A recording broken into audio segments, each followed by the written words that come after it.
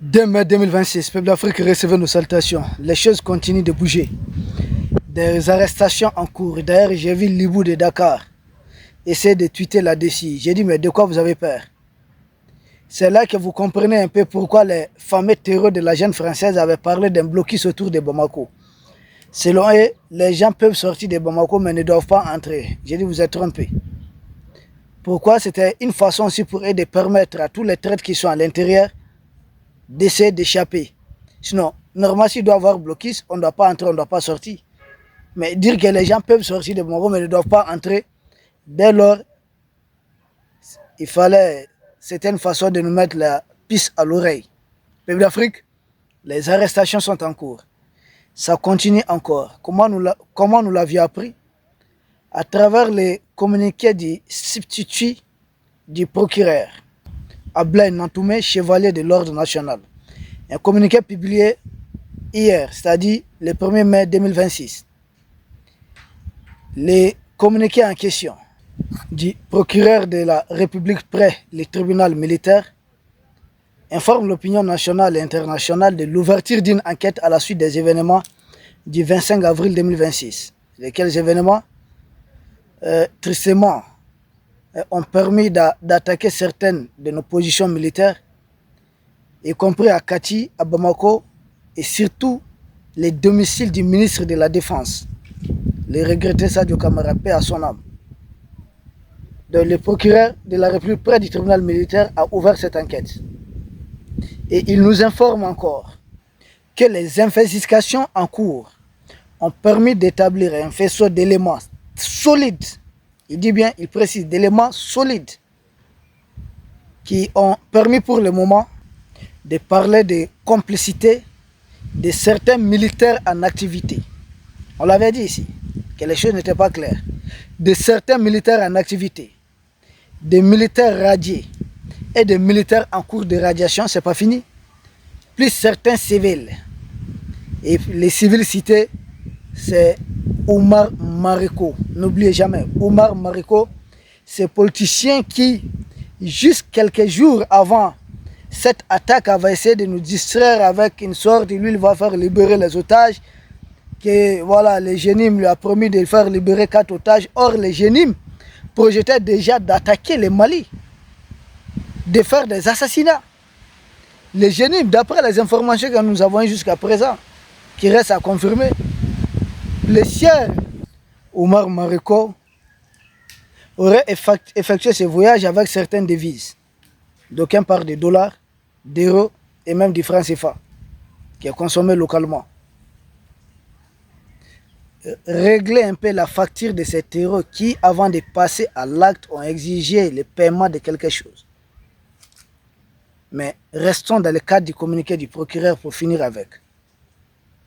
Il nomme M. Oumar Mariko comme complice, présumé complice des événements du 25 avril 2026. Et il dit, avec un faisceau d'éléments solides, c'est ce qu'a dit M. le procureur. Monsieur le procureur de la République près le tribunal militaire de Bamako, dans son communiqué, indique que l'enquête confirme également la participation, de M. Alassane Diallo dit Abedi. C'est ce monsieur que nous avons évoqué l'autre jour, qui était devant les terreaux là, qui a indiqué le domicile du ministre de la Défense, le général Sadio Kamara, qui pourtant fréquentait, selon les dires des jeunes de Kati, fréquentait le ministre de la Défense. Il était un peu proche, son proche collaborateur. Il s'agit d'un militaire radié qui avait essayé de gagner la confiance du ministre de la Défense. L'enquête confirme sa participation à l'agression barbare et à l'assassinat du ministre de la Défense le 25 avril 2026. L'enquête confirme encore, selon le communiqué du procureur de la République près le tribunal militaire de Bamako, des co-auteurs ou des complices. Au rang desquels le sergent Diakardia Sodio, militaire en activité, l'adjudant Moussa Diané, militaire en activité, et lui d'ailleurs, je vous informe, il a été arrêté aujourd'hui, pendant qu'il essayait, parce que ce qu'on a vu massivement sur les réseaux sociaux, ici, localement, il essaie de s'échapper vers la Côte d'Ivoire. C'est que nous avons vu sur beaucoup de plateformes. Parce que là-bas, il fuit généralement soit vers la Mauritanie, soit vers la Côte d'Ivoire. Il essaie de s'échapper, il était dans un camion rempli de charbon de bois. Et quand on a commencé la fuite, le contrôle, il a voulu prendre ses 2 jambes au cou, mais il a été appréhendé. Il y a également l'adjudant-chef Moussa Keïta, qui est aussi un militaire en activité. Et puis Soheba Diarra, qui est un retraité, militaire à la retraite. D'ailleurs, Soheba Diarra, je ne sais pas, mais Omar Mariko, il est terrible. Nous savons que Soheba Diarra est un très proche collaborateur de Omar Mariko, le politicien Omar Mariko. C'est pourquoi quand je vois les politiciens africains, non, nous on n'est pas pour les coups d'État et autres là, ils travaillent tous pour des coups d'État, mais des coups d'État en faveur de la France. Ils sont opposés à tout coup d'État qui va en faveur des intérêts africains. Donc si le coup d'État arrange la France, Omar Mariko était déjà mouillé dans le coup d'État de 1991. Il était à l'époque le leader du mouvement élèves et étudiants. N'oubliez pas que François Mitterrand, dans son discours, c'était le 20 juin 1990. Et le 27 octobre 1990, le Omar Mariko a mis en place l'AM. Et le 26 mars 1991, le président Moussa Traoré a été renversé. Donc c'était un habitué des coups d'État, lui. 2012, coup d'État contre le président ATT, qui était à 3 mois de la fin de son mandat. Tout au plus 3 mois. Et là encore, Omar Mariko a beaucoup soutenu les Seiba et autres, le coup d'État du capitaine Amadou Aya Sanogo. Vous vous souvenez de ça? Seiba était presque le cerveau de ce coup d'État. Les cerveaux, je dis bien. Et derrière, vous aviez qui? Vous avez Omar Mariko. L'histoire se répète. Coup d'État contre le président Ibeka, les défunts, tous les deux, qui reposent tous en paix, ainsi que le président Moussa Traoré. Là encore, Omar Mariko était très actif dans le mouvement qui a déposé le président Ibrahim Boubacar Keïta. Donc lui, il est toujours dans les histoires de coups d'État. Et Soheba Diarra est son proche collaborateur quand même. Soheba militaire à la retraite actuellement, je crois depuis 3 ans ou quelques années là. Lui aussi, il est cité dans l'enquête ouverte par le procureur de la République près le tribunal militaire de Bamako. Après cette information du procureur de la République, nous avons appris qu'aujourd'hui encore, les arrestations sont en cours. Les arrestations continuent. Emmanuel Macron doit avoir marre. Parallèlement, des bombardements continuent sur les positions de l'aile armée de ces coups d'État orchestrés par la France, qui heureusement a échoué. Donc il y a une aile politique, une aile militaire, c'est-à-dire armée régulière. C'est des militaires qui sont en train d'être arrêtés. Certains civils, politiciens associés, pour le moment, c'est Omar Mariko qui a beaucoup cité. Et il y a une aile aussi de groupes armés terroristes, sont eux qui ont envahi, et j'avais dit déjà que la jeune française sait parfaitement bien que le peuple malien n'acceptera pas que ce terror règne ici. Donc leur objectif c'était quoi? C'est de fragiliser les institutions, de sorte à favoriser un coup d'État interne. C'est leur logiciel.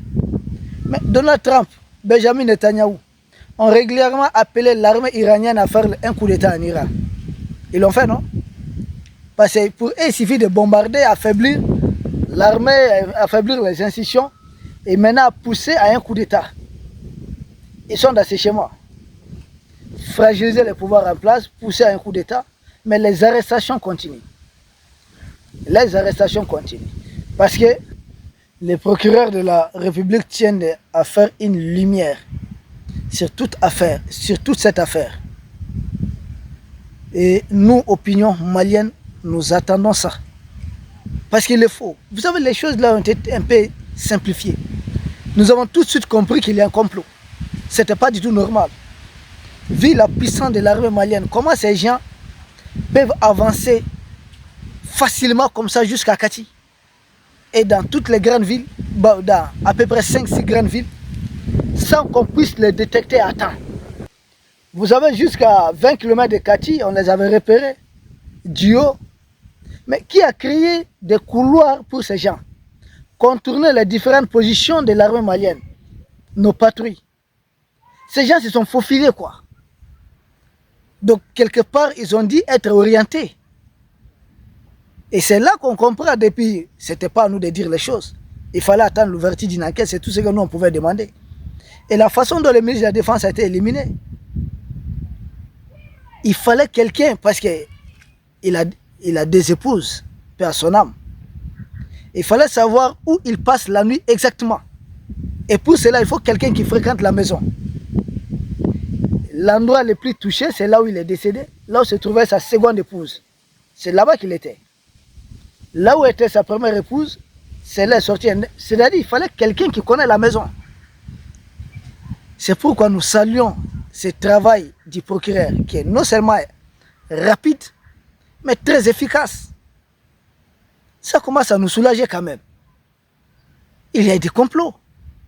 On vient comme ça sur les ministres de la Défense après. Ils ont failli quand même. Nous avons évité le pire. Hein.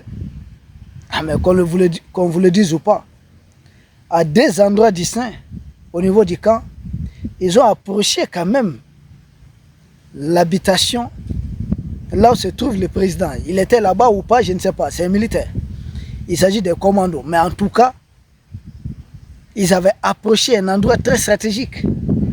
J'ai dit à des endroits, comme essayer de prendre ça en étau.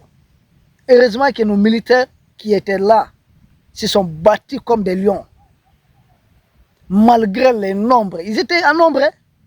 Pour moi, il faut creuser davantage. Nous disons bravo à nos militaires qui ont réussi cet exploit. Mais nous devons creuser davantage pour que plus jamais une telle chose n'arrive. Parce que nous connaissons un peu la jeune française. Elle ne veut pas renoncer. Elle s'accroche à la chose. Nous avons vu le communiqué des FAMA et d'ailleurs un communiqué de nos partenaires également.